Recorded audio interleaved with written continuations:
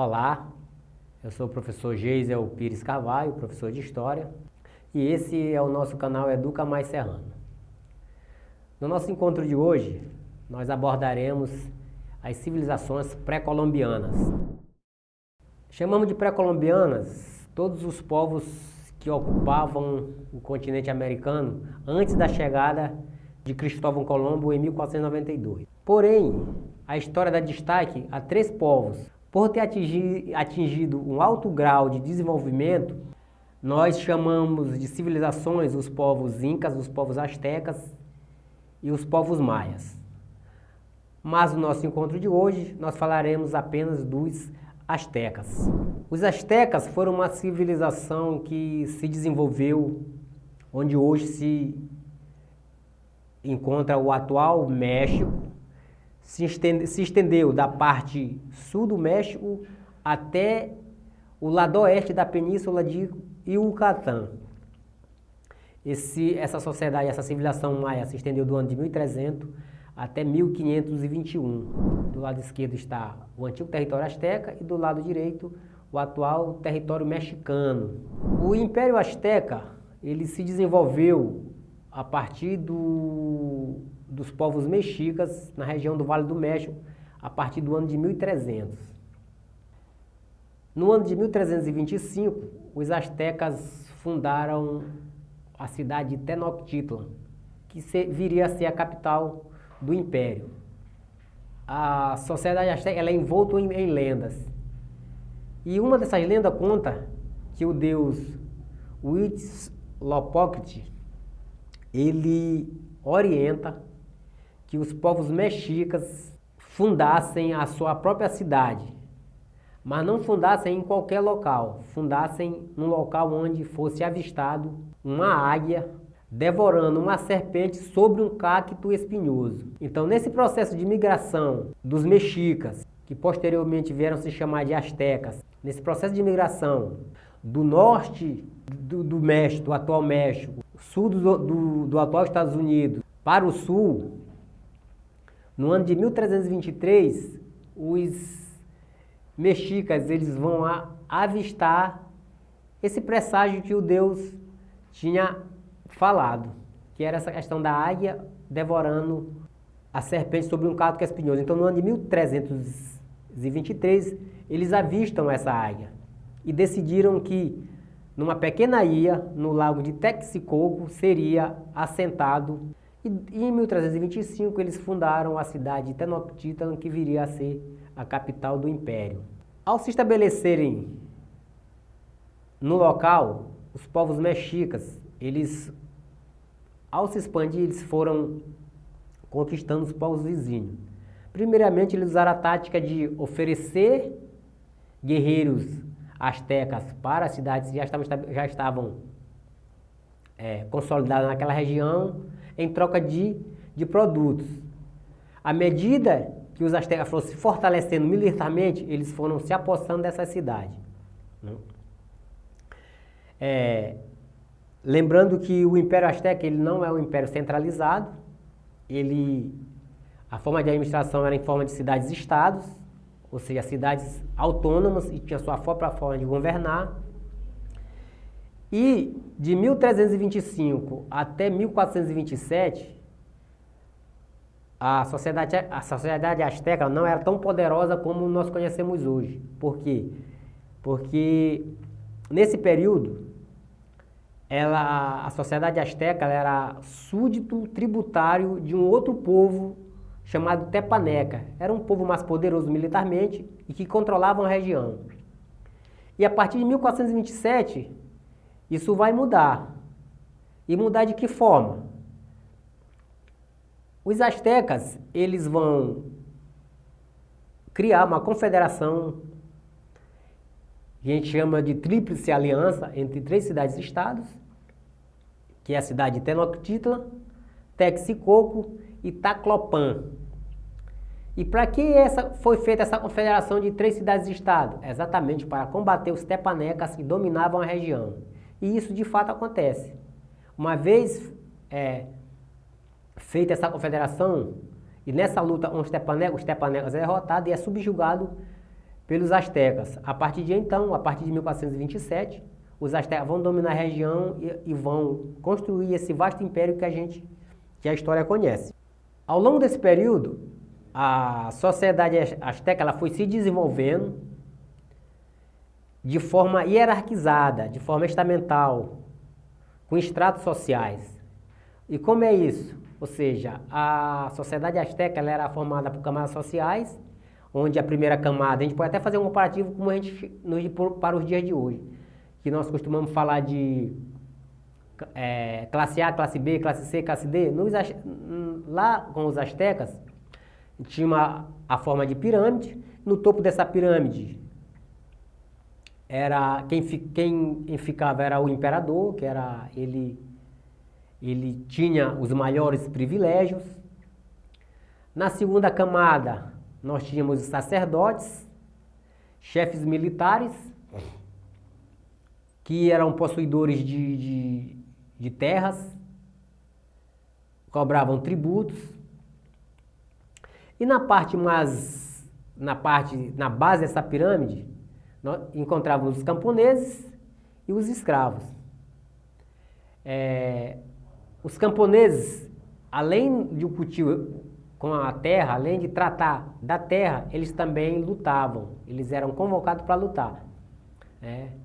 Lembrando que a sociedade asteca tinha essa cultura militar e os camponeses eram convocados para lutar. Outra coisa importante na sociedade asteca é que a sociedade asteca ela permitia a mobilidade social.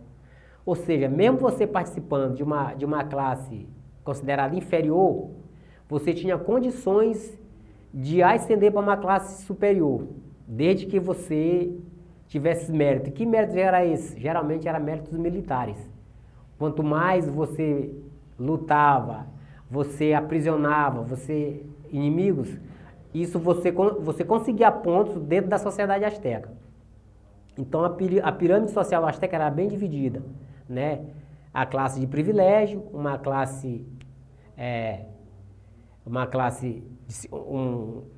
um grupo de segunda classe, e tinha aquela base que de fato era quem sustentava a sociedade asteca. Lembrando que os escravos, quando eu falo de escravos na sociedade astecas, jamais podemos comparar com a ideia de escravidão, de escravos que nós temos na modernidade, o que aconteceu no Brasil.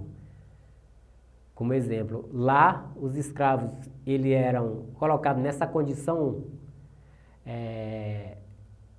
como prisioneiros de guerra, perdiam uma batalha, eram aprisionados, eram feitos escravos. Porém, os escravos na sociedade asteca não era hereditário, não passava de pai para filho, podiam se casar, podiam trabalhar. A outra coisa também, outro fator que fazia com que um asteca se tornasse escravo era o fato de contrair dívida e não poder pagar. Então, no momento que um asteca ele contraísse dívida e não conseguisse pagar, ele seria escravizado até quitar essa dívida. E a outra forma era essa de condenações judiciais. Um asteca condenado judicialmente, ele se transformaria em escravo. A sociedade asteca é uma sociedade de religião politeísta. O que é isso? Era uma sociedade que acreditava em vários deuses. E uma das características principais da religião asteca era os sacrifícios humanos. Tinha uma alta demanda por sacrifícios humanos, né? Esses sacrifícios ocorriam da seguinte forma: geralmente prisioneiros de guerras eram sacrificados. Esses guerreiros, esses prisioneiros que iam ser sacrificados, eles eram levados até o topo de uma pirâmide e o seu coração era retirado de forma que ele ainda estivesse vivo e o coração pulsava. Esse sacrifício é oferecido aos deuses, porque os astecas acreditavam que sacrificando esse sacrifício humano acalmaria os deuses.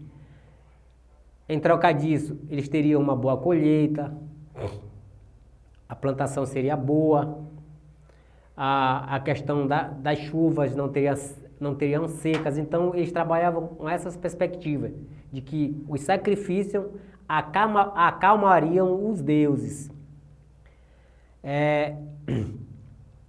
Os astecas, quando eles estavam em combate com outros povos, um dos motivos principais é exatamente isso, era capturar prisioneiros para que fossem sacrificados. Então, a religião asteca, ela é politeísta e tem uma característica principal, os sacrifícios humanos. Não há relatos precisos, mas há quem aponte que em um só ano os astecas chegaram a sacrificar 20 mil pessoas. E tudo isso para oferecer aos deuses. Mas são dados um tanto imprecisos, né, que os historiadores trazem para nós. A sociedade asteca tinha como ponto forte da sua economia a agricultura, né? Além da agricultura, tinha a questão do artesanato e o comércio, que era muito intenso entre as cidades-estado do Império Asteca com os outros povos. E os principais produtos que eram cultivados eram o milho, que era o alimento básico, feijão, abóbora, tomate, cacau. É provável que foram os astecas que produziram o produto próximo do que é o nosso chocolate de hoje. Não era chocolate conhecido, era chocoalt, que era chamado, mas tudo indica que aquilo que eles produziram lá entre o século XV e o século XVI é que fez com que os povos modernos, os povos de hoje, fizessem o chocolate. É uma influência dos astecas. Comercializavam seus produtos, seu artesanato com as populações vizinhas, de forma bastante intensa. E o que é interessante dentro dessa economia asteca, mas principalmente da sua agricultura, é que os astecas, naquele tempo, eles vão criar uma técnica inovadora para a época, que é denominado de chinampas. E o que seria isso, professor? O que seria essas chinampas? Essas chinampas seriam ilhas artificiais. Como nós falamos anteriormente, a cidade de Tenochtitlan ela foi erguida numa pequena ilha no lago Texcoco. Uma vez que a população asteca ela crescia, havia uma necessidade também de aumentar a produção de alimentos. Essa técnica das chinampas que a gente está falando, que eles criaram para exatamente aumentar essa produção, se tratava da seguinte forma, se dava da seguinte forma. Eram umas ilhas artificiais que eles construíam sob o lago, eles fincavam estacas no fundo do lago, obviamente na parte mais rasa do lago, e essa ilha ela flutuava sobre o lago, mas era feita de junco, com produtos orgânicos do fundo do lago, a lama. Tudo isso era colocado sobre uma camada de junco dentro dessa ilha e isso flutuava. E ali era cultivado os mais diversos produtos. O feijão, mas principalmente o milho, que era o alimento básico. A relação do milho, é provável que essa influência que nós temos de consumir o milho tenha vindo dos povos astecas. Tem-se informações de que ele é cultivado desde 7.300 anos nessa região. Mas o milho tem uma relação também com aspectos divinos. Diz a lenda asteca que os deuses criaram os seres humanos, mas também criaram o produto para alimentar esse ser humano. E no caso o produto é o milho. Então dentre os principais produtos que eram produzidos pelos astecas, o milho tem uma importância muito grande na sociedade asteca, assim como a semente do cacau, que tinha um valor comercial muito grande naquela época. Então, quando gente formos ouvir, ou nós estivermos ouvindo alguma fala sobre chocolate, a gente pode se reportar ao povo asteca. O povo asteca talvez tenha nos dado o chocolate. Não da forma que a gente conhece hoje, mas nos deram os mecanismos para a gente chegar na fórmula que a gente tem hoje. Como já foi dito, o Império Azteca ele durou de 1300 até 1521. O Império foi tão grande que a gente pode falar de forma bem precisa que alguns historiadores eles comparam a grandiosidade da cidade de Tenochtitlan, a capital do Império Azteca, com a Roma antiga, pelo seu grau de organização, urbanização, arquitetura imponente.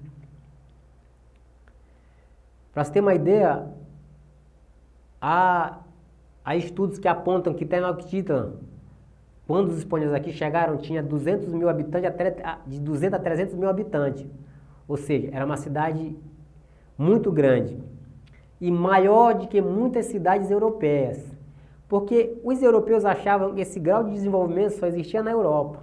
E quando eles chegam aqui na América e se deparam com uma sociedade com um grau de desenvolvimento dos astecas, eles se assustam.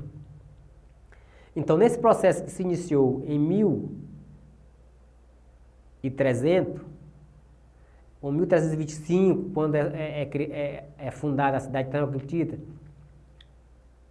atinge esse apogeu a partir de 1427, com a derrota dos Tepanecas. Em 1509 começa o processo de decadência da sociedade asteca. E como vai se dar esse processo de decadência? Os espanhóis eles vão chegar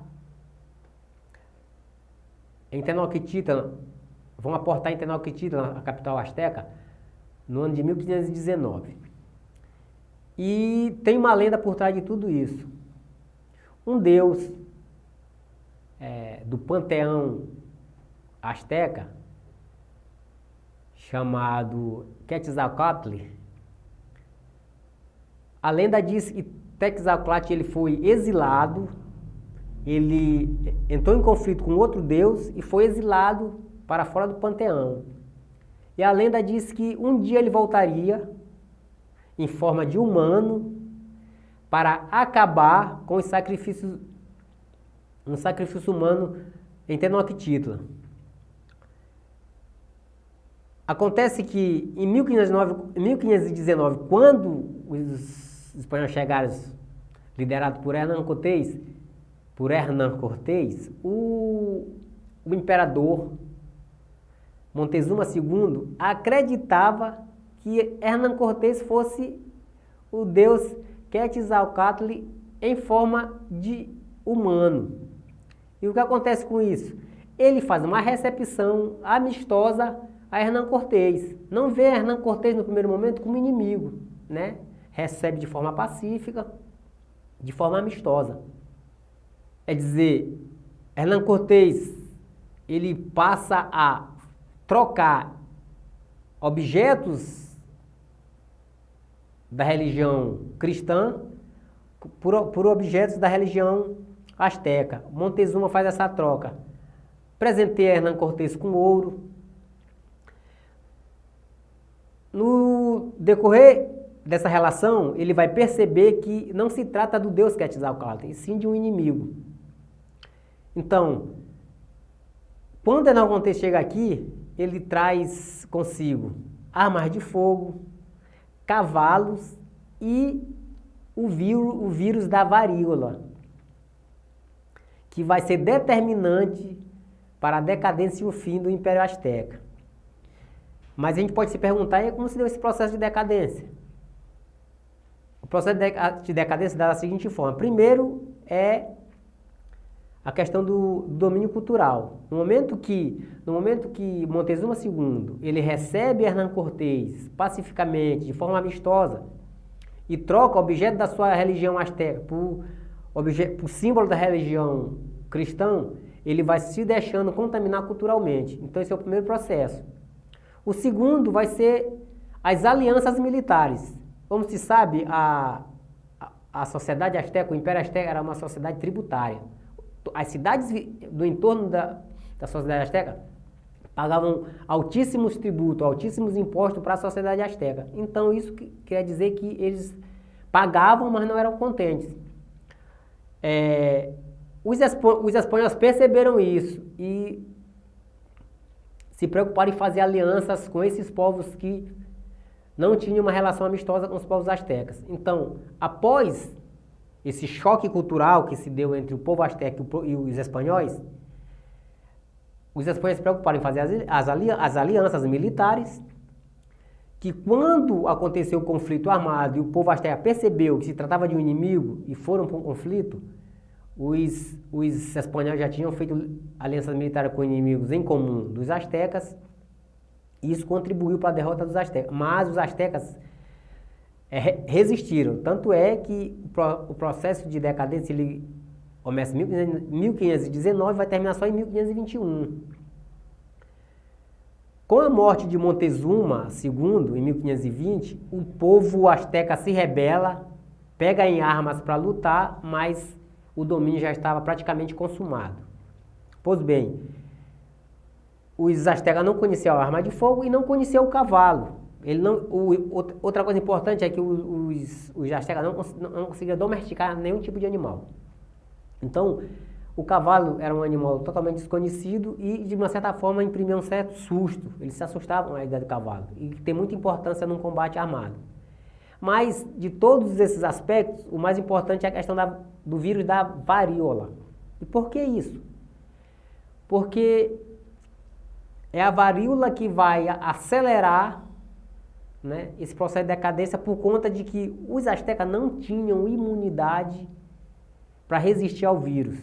Então, quando se depararam com esse vírus, então a morte era iminente. Então, uma boa parte da população foi dizimada pelo vírus da varíola, trazida pelos espanhóis. Então, esse império, essa sociedade que teve início lá no ano de 1300 e perdurou por um pouco mais de 2 séculos, ele vai ter seu processo de extinção e de decadência a partir de 1519 e vai terminar em 1521. Agora é importante salientar e falar que nenhuma sociedade ela termina por completo. A sociedade asteca acabou, o Império Asteca acabou, mas as influências que o povo asteca deixou, ela permanece influenciando a cultura mexicana atual. Ainda há descendentes dos astecas. Tanto é que no centro da bandeira do México, o símbolo que a gente vê lá é a águia devorando a serpente sobre um cacto, que foi o presságio que os mexicas, os povos que deram origem aos astecas, observaram naquela pequena ilha no lago Texcoco. Então, para a gente ver que na bandeira, um dos símbolos de um país, no caso nós estamos falando do México, esse símbolo que era do povo asteca permanece com os mexicanos. Então, o Império Asteca acabou, mas a influência cultural dos astecas ela permanece viva entre os mexicanos. Então, por fim, vale dizer que em 1521 os astecas eles são derrotados por completo pelos espanhóis, liderados por Hernán Cortés, e a cidade de Tenochtitlan ela é tomada, e a partir daquele ano, sobre as ruínas de Tenochtitlan, é fundada a cidade do México, que é a capital, atualmente é a capital do México. Pois bem, esse era o nosso encontro de hoje. Pedimos que você deixe o seu like, se inscreva no canal e ative o sininho de notificações. Muito obrigado e até o nosso próximo encontro.